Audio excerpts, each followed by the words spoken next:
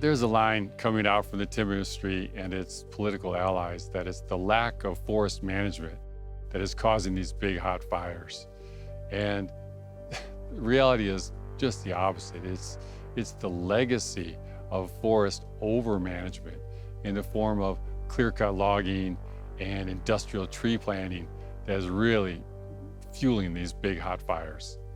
Coupled with climate change, we're in a pretty dire situation with much of the landscape. So post-fire salvage logging is the worst thing you could do to a burned forest, which is still a forest.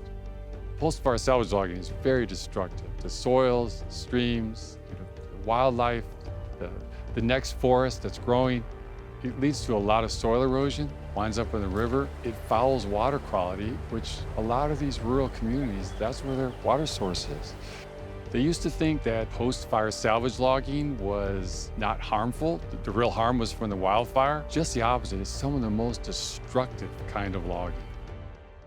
In a burned forest, much of the surface vegetation has been taken off, so the last thing you want to be doing is slamming a lot of big trees and dragging them across steep slopes.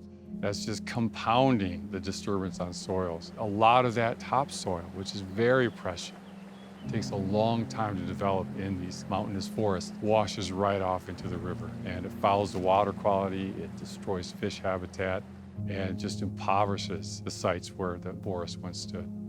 Some of the plants that come up after a fire, some people call them pioneering plants, they serve very important roles in stabilizing the slopes, covering it, retaining soils, providing habitat for all kinds of insects and birds and rodents and other animals. These plants, though, compete with the desired species of young conifers that industry plants. They often spray herbicides to kill everything but the trees. It's horrible, aerial spraying these herbicides. Some of that stuff will wash off into the rivers, drinking sources for people, fish, other critters. And some of those plants are really important for the health and vitality of the whole ecosystem.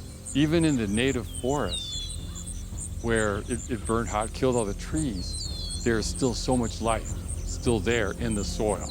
And those big dead trees are really prime habitat structures for a lot of creatures, from fish to birds and all kinds of other critters.